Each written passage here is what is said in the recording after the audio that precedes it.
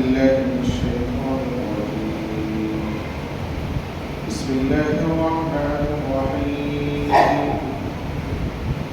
وأنزلنا إليك الكتاب بالحق مصدقا لما بين يديه من الكتاب ومهيمنا عليه فاحكم بينهم بما أنزل الله ولا تتبع أهواءهم عما جاءك من الحق لكل جعلنا منكم شرعة ومنهاجا ولو شاء الله لجعلكم أمة واحدة ولكن ليبلوكم فيما آتاكم فاستبقوا الخيرات إلى الله مرجعكم جميعا فينبئكم بما كنتم فيه تختلفون وأنحكم بينهم بما أنزل الله ولا تتبع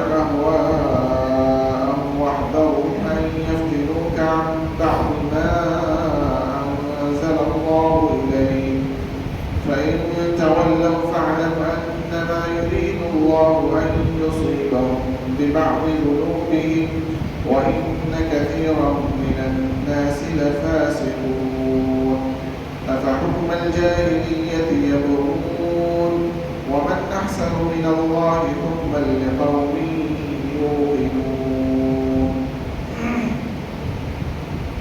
سورة المائدہ آیت نمبر 48 49 اور 50 تلاوت کی.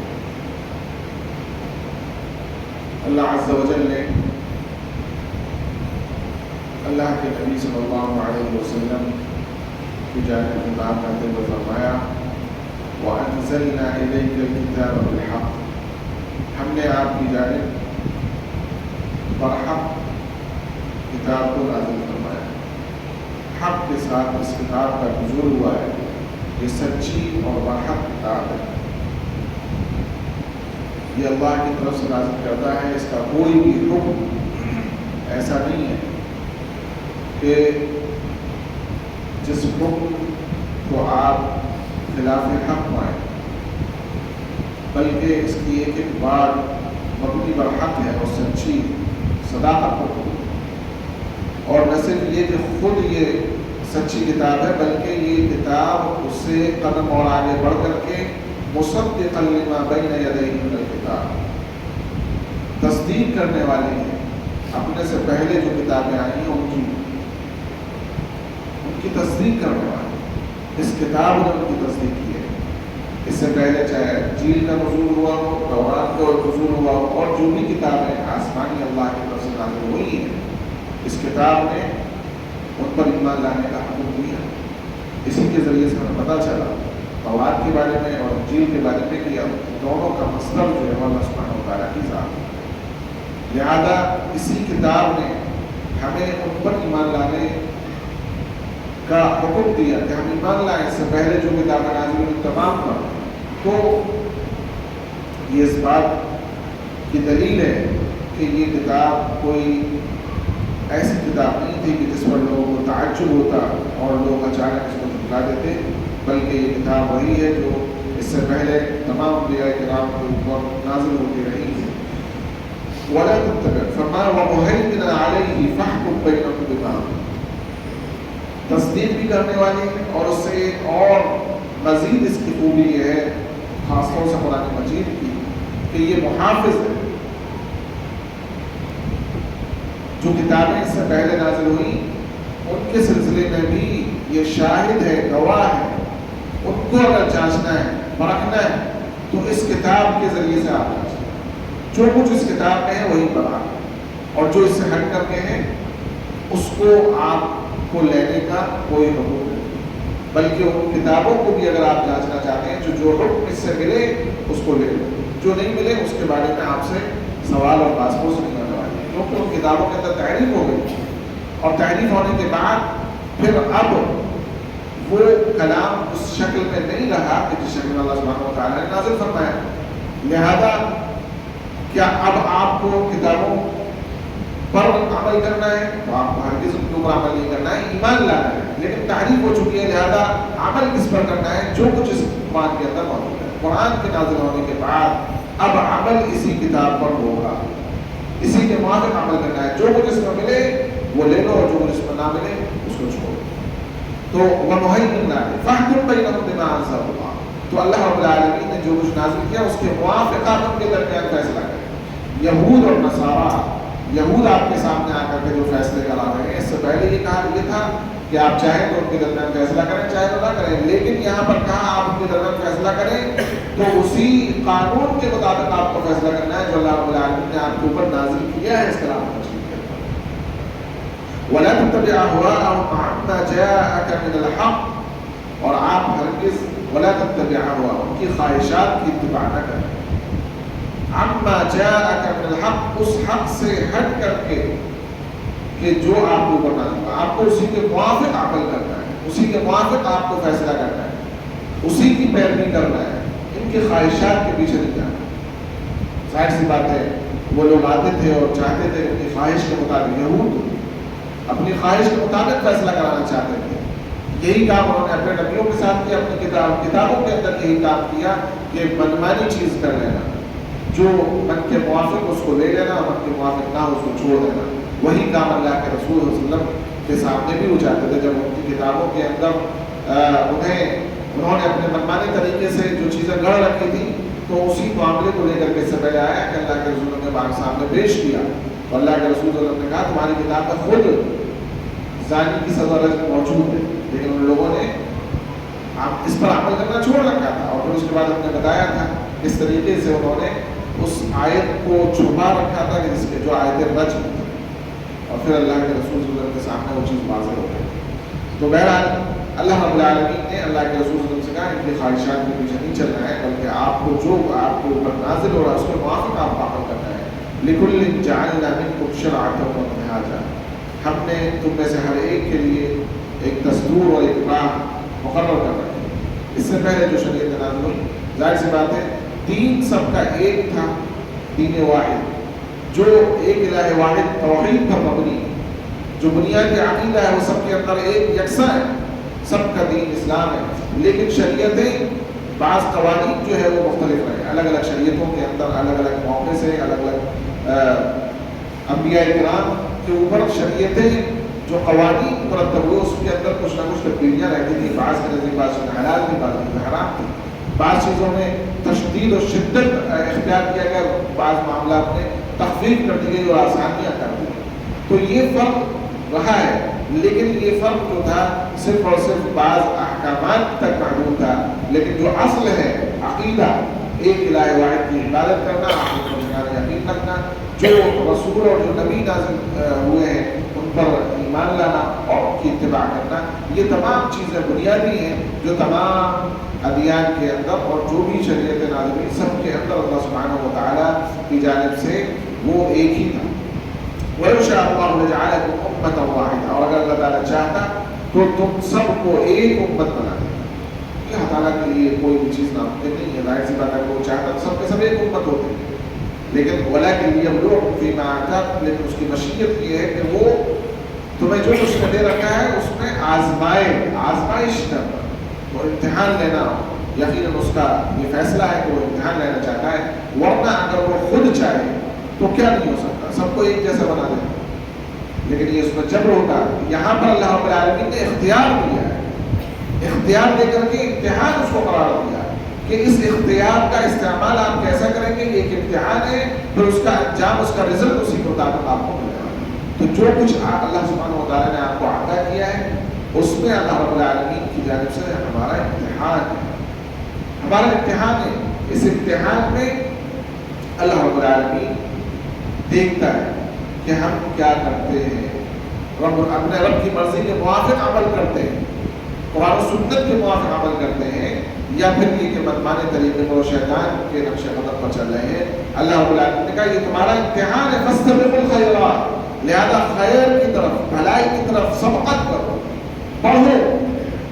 یہ امتحان کے اندر انسان ایک تنافس، ایک دوسرے سے آگے بڑھنے کی حرص ہونا چاہیے، مسابقہ، मुकाबला आड़ाई, कॉम्पिटिशन कि एक दूसरे से आगे बढ़ो और खैर को ज़्यादा से ज़्यादा हासिल करने की कोशिश करो। तो ये फस्तबिकुल खैरात, नेकियां करने में, नेकियों को समेटने में, इकट्ठा करने में जितने मौके तुम्हें हासिल हो उनको किसी भी तरह से ज़ाय ना हो। फस्तबिकुल खैरात इलल्लाहि मर्जिउकुम जमीआ, और ये जान लो कि तुम्हारा लौटना, तुम सबका लौटना अल्लाह ही की तरफ। इलल्लाहि मर्जिउकुम, तुम सबका लौटना अल्लाह ही की तरफ। फयुनब्बिउकुम बिमा कुंतुम फीहि तख्तलिफून, फिर जितने भी मामला जिनमें तुम इख्तिलाफ कर रहे हो सब के बारे में अल्लाह रब्बुल आलमीन तुम्हें खबर देगा। सब वहाँ पर बिल्कुल वाज़ेह और क्लियर कर दिया जाएगा, डिक्लेयर कर दिया जाएगा। तो इसलिए कहा गया देखो तुम्हें जिस चीज़ का हुक्म दिया जा रहा है उस पर बिल्कुल इत्मीनान के साथ, पूरे यकीन के साथ आगे बढ़ते चले जाओ। सबको अल्लाह के पास लौट करके आना है। अगर तुम अल्लाह रब्बुल आलमीन के हुक्म पर अमल कर रहे हो, जो लोग अमल कर रहे हैं वो भी जाने वाले हैं, और जो रूगर्दानी कर रहे हैं उनको भी अल्लाह के पास लौट करके जाना है। तो जाहिर सी बात है जब अल्लाह रब्बुल आलमीन के सामने तुम्हें जाना है तो फिर वहाँ पर पहुँचने के बाद जो चीज़ अल्लाह रब्बुल आलमीन के यहाँ तुम्हें सुरखरू करने वाली, तुम्हें अल्लाह सुब्हानहू व तआला के यहाँ कामयाबी से हमकिनार करने वाली, उसकी फिक्र करो। वो सरमाया अगर लेकर के जाओगे, वो ज़ात राह अगर साथ में लेकर जाओगे तो यही कामयाबी है। अल्लाह रब्बुल आलमीन वहाँ पर तमाम इख्तिलाफियों का फैसला फरमाना। वअनिहकुम बैनहुम बिमा अंज़लल्लाह, फिर से वही बात दे गई और फैसला करिए उनके दरमियान उसी के मुआफिक जो अल्लाह रब्बुल आलमीन ने आपको बता दिया।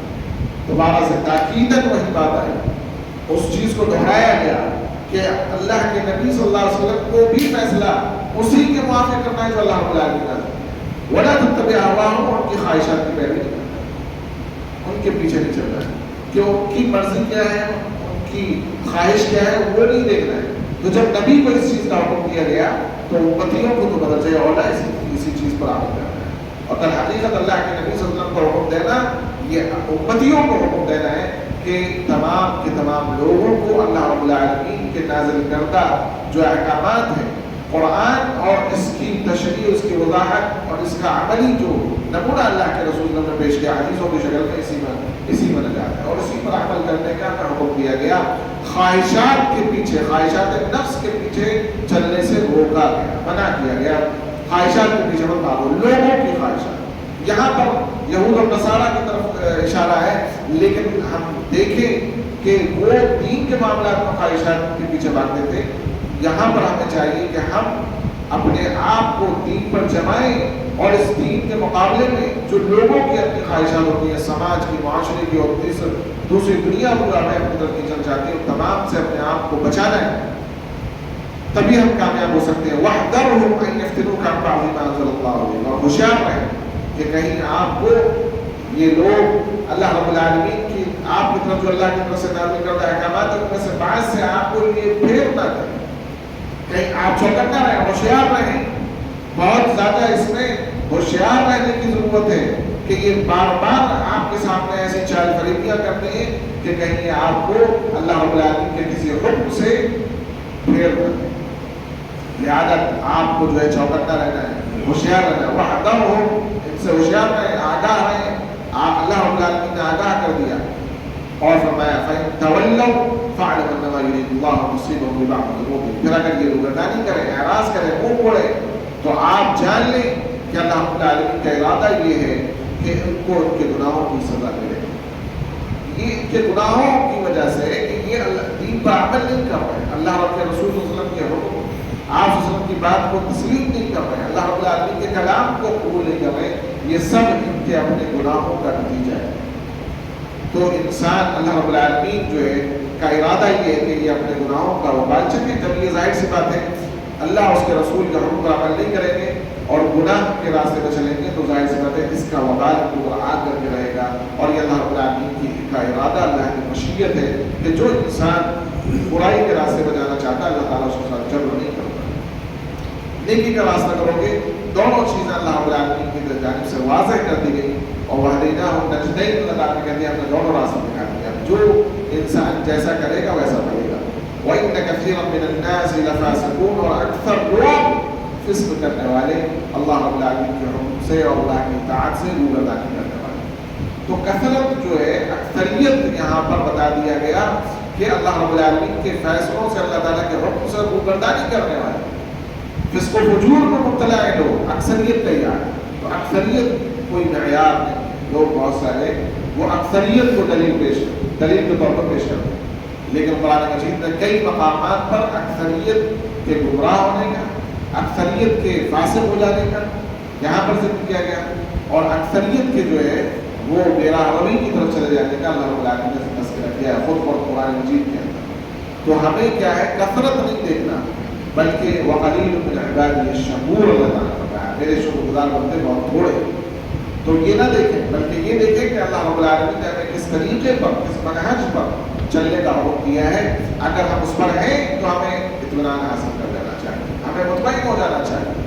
یہ نہیں دیکھنا چاہیے کہ بھیڑ کس طرف چل رہی ہے، زیادہ لوگ کس طرف ہے، کثرت کس طرف ہے۔ بہت سارے لوگوں کو اسی بات کا ذہن ہے، اسی رخ میں مبتلا ہے، اور یہی چیز ایسی خطرناک چیز ہے کثرت کہ کثیر ہونا اور بڑی تعداد میں ہونا کہ بہت سارے حق سے انسان کو روک دیتے ہیں۔ ارے اتنے سارے لوگ، اتنے بڑے بڑے لوگ، وہ اگر اس چیز کو کہہ رہے ہیں تو ہم کیسے؟ یہ چیز کوئی معیار اللہ تعالیٰ نے نہیں بتا دیا گیا۔ افحکم الجاہلیت یبغون، کہ یہ لوگ جاہلیت کا فیصلہ چاہتے ہیں، جاہلیت پر عمل کرنا چاہتے ہیں، اسلام کو چھوڑ کر کے، اسلام کے فیصلوں کو چھوڑ کر کے جاہلیت کو اپنانا چاہتے ہیں، جس کو اسلام نے رد کرنے کا، چھوڑنے کا حکم دیا ہے۔ تو یہ بدترین لوگ ہیں کہ جو جاہلیت کو اپنانا چاہتے ہیں۔ اللہ کے رسول کی حدیث میں بھی آیا، انہوں نے بدترین لوگوں کو قرار دیا کہ جو دین اسلام کو چھوڑ کر کے جاہلیت کے جو احکامات ہیں، جاہلیت کی جو چیزیں ان کو لاگو کرتے ہیں، ان پر عمل کرتے ہیں۔ تو یہ انتہائی خطرناک چیز۔ وَمَنْ أَحْسَنُ مِنَ اللَّهِ حُكْمًا لِقَوْمٍ يُوقِنُونَ، اور فرمایا کہ یقین رکھنے والے لوگوں کے لیے اللہ رب العالمین کے فیصلے سے بہتر فیصلہ کس کا ہو سکتا ہے؟ ان کے لیے تو وہی فیصلہ سب سے بہترین فیصلہ ہے کہ جو اللہ رب العالمین کی طرف سے کر دیا گیا۔ تو مومنوں کو چاہیے کہ یہ آیات ہیں جو ہمیں اس بات کی طرف تلقین کرتی ہیں اور اس بات کی طرف آمادہ کرتی ہیں کہ ہمیں اللہ رب العالمین کے نازل کردہ کلام مجید کے اندر غور و فکر کرنا ہے، اس کے موافق عمل کرنا ہے، اور اس سے ہٹ کر کے اپنے آپ کو دوسرے راستوں پر نہیں لے جانا ہے، جیسا کہ یہود اور نصارہ نے ان کی یہاں پہ جو روش تھی وہ بالکل واضح کر دی گئی، وہ کھول کر کے بیان کر دی گئی، اور اللہ کے رسول صلی اللہ علیہ وسلم کو تاکید کر دی گئی کہ ان کے خواہشات کے پیچھے نہیں چلنا ہے، بلکہ اللہ رب العالمین کی طرف سے آپ کے اوپر جو کچھ نازل ہو رہا ہے آپ کو اسی کے موافق عمل کرنا ہے۔ تو جب اللہ کے رسول صلی اللہ علیہ وسلم کو اس بات کا حکم دیا جا رہا ہے تو ہم بھی اسی بات کے پابند ہیں کہ ہم اللہ رب العالمین کے کلام کو مضبوطی کے ساتھ سامنے، اور اللہ کے نبی صلی اللہ علیہ وسلم جنہوں نے اس کلام پر عمل کر کے ہمیں دکھایا ہے، اور آپ صلی اللہ علیہ وسلم نے اس کی تشریح ہمارے سامنے وضاحت کر دی ہے، زبانی طور پر بھی، قولی طور پر بھی اور عملی طور پر بھی۔ تو اللہ کے رسول صلی اللہ علیہ وسلم کی حدیث جو ہے، یہی دو چیزیں انسان کی نجات کا ذریعہ ہیں۔ یہ تمام آیتیں اسی بات کی طرف دلالت کرتی ہیں کہ ہمیں اللہ رب العالمین کے کلام کو مضبوطی سے پکڑ لینا چاہیے، تمام اپنی زندگی کے اندر اللہ رب العالمین نے جو فیصلے کیے ہیں انہیں فیصلوں پر راضی ہو جانا چاہیے اور انہیں کو لاگو کر لینا چاہیے۔ اسی میں ہمارے لیے دنیا ہے، اسی میں ہمارے لیے آخرت ہے۔ اللہ سبحانہ و تعالیٰ ہماری مدد فرمائے۔ سبحانک اللہم